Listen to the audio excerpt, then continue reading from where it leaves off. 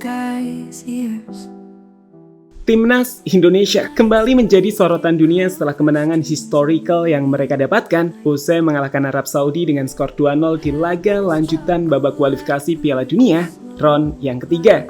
Kemenangan itu adalah kemenangan perdana Indonesia yang juga membuat peluang timnas untuk bisa lolos ke ajang Piala Dunia makin terbuka. Tentu aja, ini menarik perhatian banyak pihak, tak terkecuali legenda Inggris Dennis West yang menjelaskan jika Indonesia telah berubah menjadi tim yang sangat baik dan layak memenangkan laga kontra Arab. Ia mengungkapkan bahwa program menarik pemain keturunan telah berhasil.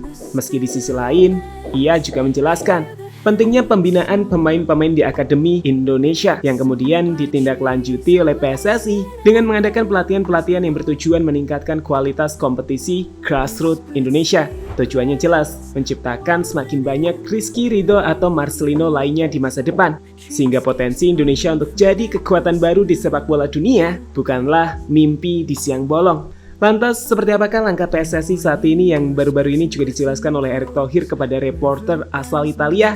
Berikut rangkuman selengkapnya. Again, what next? World Cup. Marcelino Ferdinand. Marcelino Ferdinand masih peluang. Marcelino. As you know, Indonesia is a sleeping giant.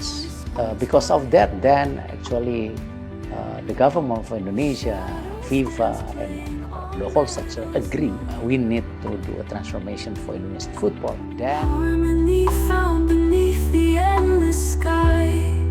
Oh, in the stillness, hear the hidden song, sung by trees and waves. Secara sederhana, dengan kemenangan kontra Arab Saudi, hitung-hitungannya Indonesia ini memiliki peluang yang cukup kuat untuk bisa lolos ke ajang Piala Dunia, bahkan lewat round 3. Hal itu sendiri bisa terjadi jika timnas mengalahkan Australia di kandang Australia pada Maret nanti. Dengan catatan, timnas juga bisa memenangkan laga kontra Cina dan Bahrain di GBK, di mana Indonesia difavoritkan untuk bisa mengalahkan dua rival mereka tersebut.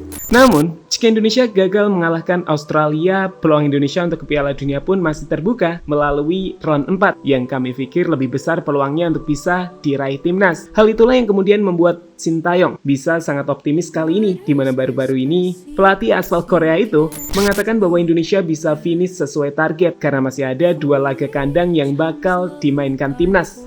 Dengan 6 poin sekarang, tujuan saya adalah untuk melangkah lebih jauh ke 9 poin, bahkan mungkin 12. Saya percaya jika penggemar kami terus mempercayai kami akan memberikan hasil yang hebat, ungkap Sintayong, dikutip dari kanal YouTube Goalpost.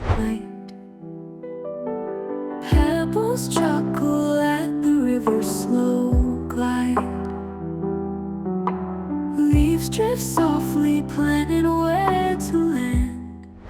Di sisi lain, keberhasilan Indonesia ini juga nggak luput dari pengamatan pelatih tim Garuda Select yang juga legenda Inggris, Dennis Wise. Dirinya melihat jika Indonesia memang layak menang kontra Arab, bahkan ia secara tersirat menyebut jika Indonesia seharusnya bisa mendapatkan poin lebih banyak jika tak dicurangi. Kami mengasumsikan yang dimaksud adalah laga kontra Bahrain. Bagi Dennis Wise, program Erick Thohir dengan menarik pemain keturunan telah berhasil untuk meningkatkan sepak bola Indonesia.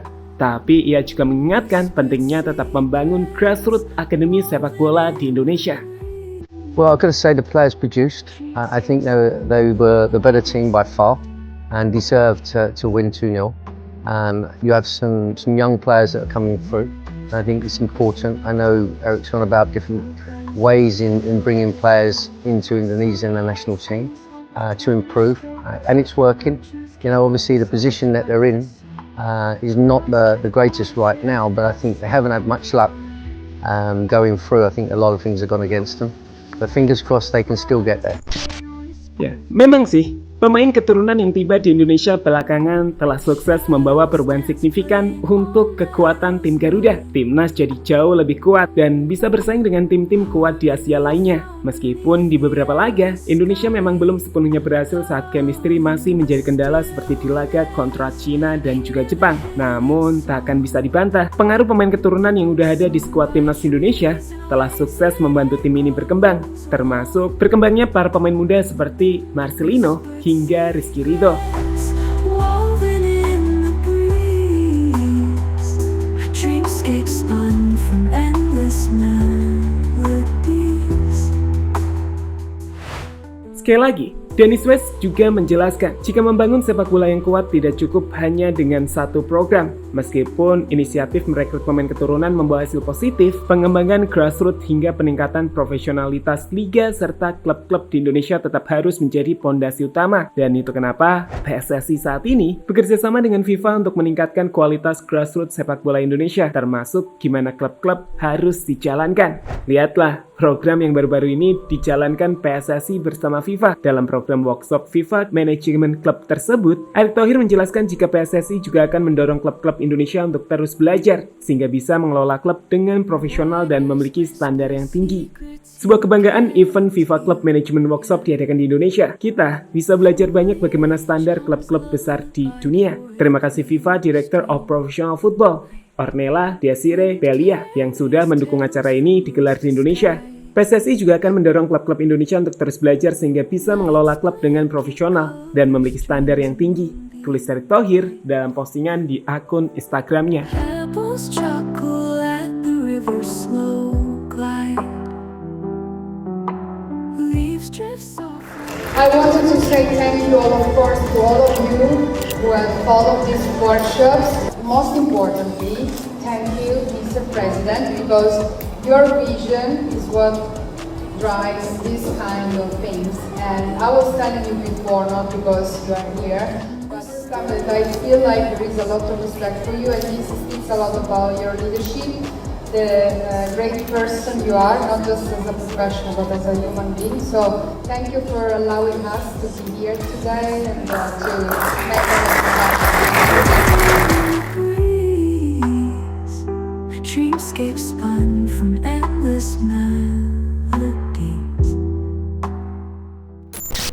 Selain itu, program lainnya yang baru-baru ini dijalankan PSSI adalah program pelatihan untuk para pelatih akademi, karena seperti kita tahu, gak akan muncul bibit berkualitas jika tidak ada pelatih akademi yang hebat. Masalahnya di situ, Indonesia masih memiliki kekurangan pelatih akademi berkualitas, dan itu kenapa program grassroots ini juga jadi fokus PSSI. Dalam program tersebut, PSSI mengumpulkan para pelatih akademi dengan sosok pelatih kelas dunia menjadi pembicara soal gimana cara jadi pelatih berkualitas yang bisa mengembangkan bibit-bibit pesepak bola Indonesia.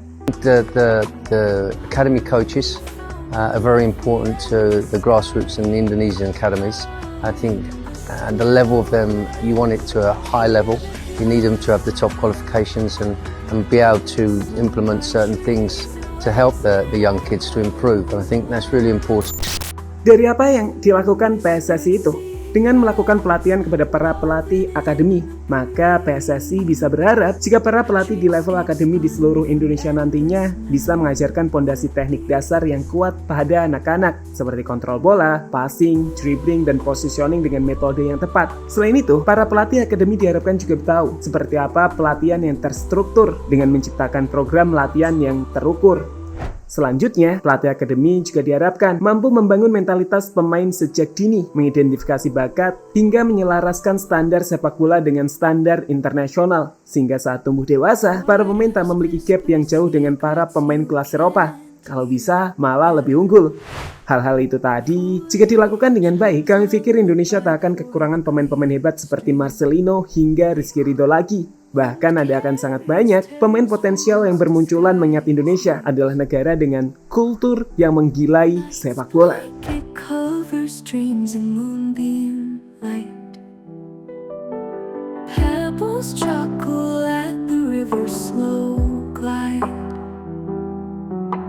Leaves drift softly, planning where to land.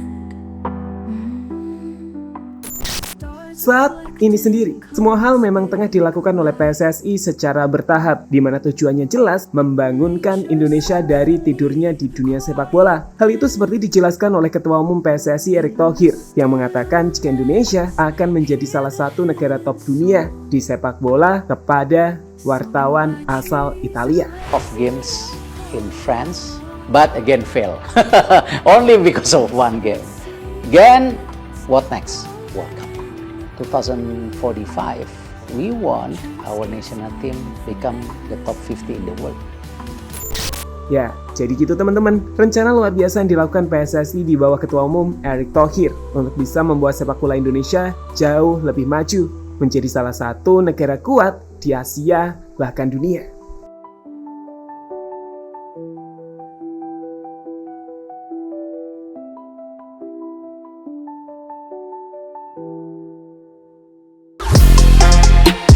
Halo, izin iklan sebentar ya guys. Jadikan ruangmu bernuansa timnas. Temukan beragam poster dinding, sepak bola dan timnas dengan desain menawan, kualitas premium dan harga yang tidak akan menguras kantong. Segera klik link Shopee di deskripsi video ini dan dukung timnas dengan sepenuh hati. Mulai dari dinding rumahmu.